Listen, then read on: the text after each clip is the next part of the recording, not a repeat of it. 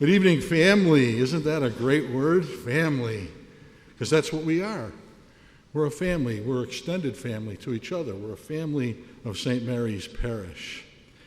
And I'm so excited about the Feast of Holy Family because I am passionate about families. I'm passionate about the strength in families and the love of families. And on this Sunday, or today, as we celebrate the Holy Family of Jesus, Mary, and Joseph, we have a chance to reflect on the Holy Family. But it also can serve as a reminder and an example to us and how we live in our family and how our family lives in society. We can celebrate the ways we are living as Catholic Christian families, and we can also see where maybe we fall short a little bit and where we can do better. As I said, I'm extremely compassionate about families and family life. The family is the backbone of our society. The family is the backbone of our Holy Roman Catholic Church. And that's why Satan does everything he can to attack the sacrament of marriage, to attack married life, and to attack family life and the family unit. Satan knows that if he can destroy a marriage, if he can destroy a family unit, that society will fall. It's like a domino effect. And his hope is, once society falls, that the church also will collapse. As husbands and wives and children, no matter what age, we need to be on guard against the cunning traps of the devil. The evil one knows our weaknesses, and that is where he will tempt us. His timing is also contemplated. He lays those snares and those traps at times in our lives when we are most vulnerable, physically, emotionally, and spiritually. Husbands and wives, you are the most important part of your family. Husbands and wives, you are the most important part of your family. Your focus needs to be on each other. Yes, the two of you are more important than your children. That's not to say that you don't love your children. In fact, by making each other first, you are non-verbally communicating to your children just how much you love them by the way you love your spouse. Think about it. If your relationship with each other is strained, or God forbid, comes to an end, your children feel that pain. Kids are smart. We don't give them enough credit for how smart they are. And I can tell you this, they are very well aware of how much Dad and Mom are getting along. So husbands and wives, what can you do to make that marriage stronger and more loving? First of all, make Jesus Christ the center of your relationship. Invite him into your marriage. I heard a homily once at a wedding where the priest told the couple, it was so nice that you're inviting Jesus to your wedding. Do me a favor and now invite him into your marriage.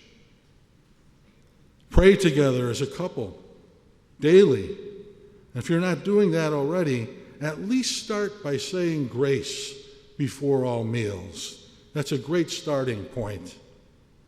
Pray the Rosary or the Chaplet of Divine Mercy together as a couple and maybe even as a family. Married couples, continue to date. Whether you're married 1 year or 75 years, go out on a date at least once a month. And go out on an overnight or a weekend at least once a year. On those dates, there are a couple of rules. Rule 1, when you're on that date, you cannot talk about the children. Rule 2, you cannot talk about work. And rule 3, you cannot talk about sports.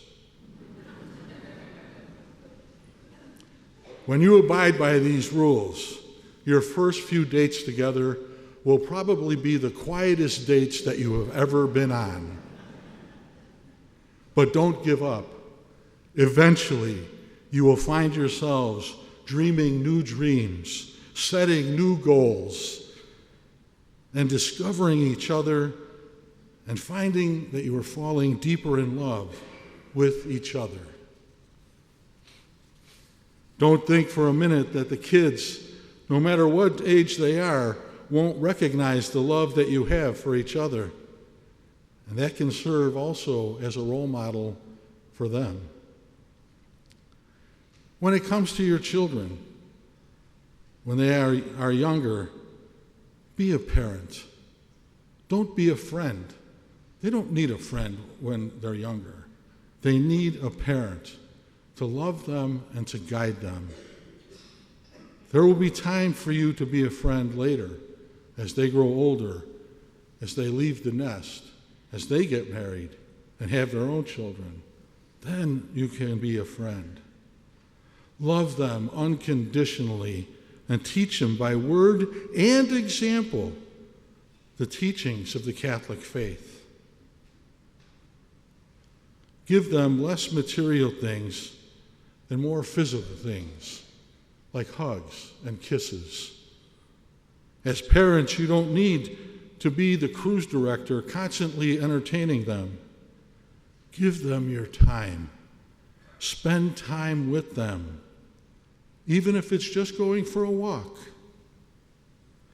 Have meals together as often as possible, and start those meals with prayer.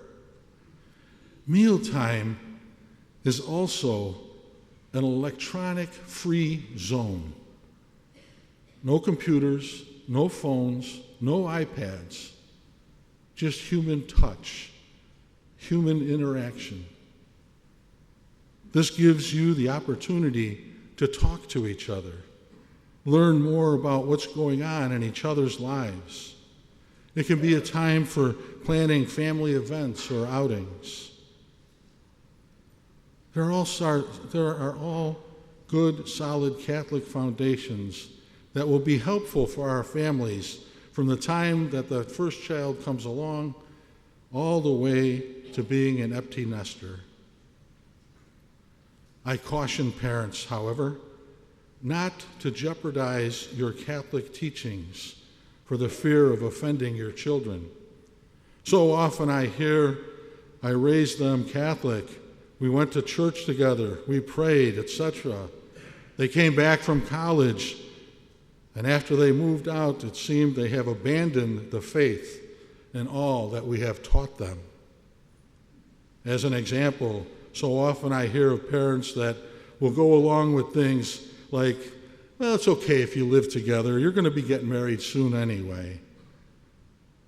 I think parents do this for fear that the children won't speak to them or some other type of punishment that the children may try to inflict on their parents. But respect is a two-way street.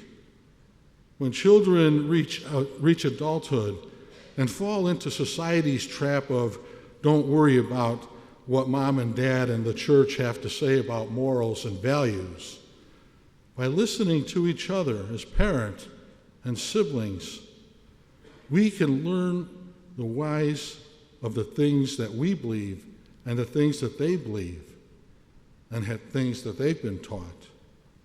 The best thing we can do for our children and for our marriage is to love one another unconditionally.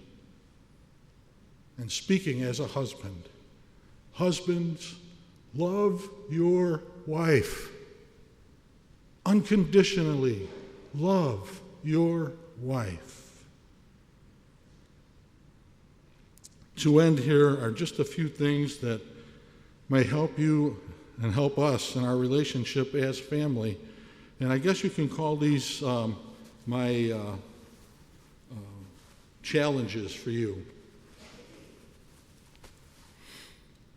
1, hang an image of the Holy Family on the wall in your home. The photos we keep in frames are reminders of who we are, where we've come from, and the standard we must live up to. 2, we need to cultivate silence, a quiet life with lots of room for thinking. And with TV and radio and the internet clogging our minds and senses, we leave our families little room for thought or prayer. We need to make our home a haven of charity.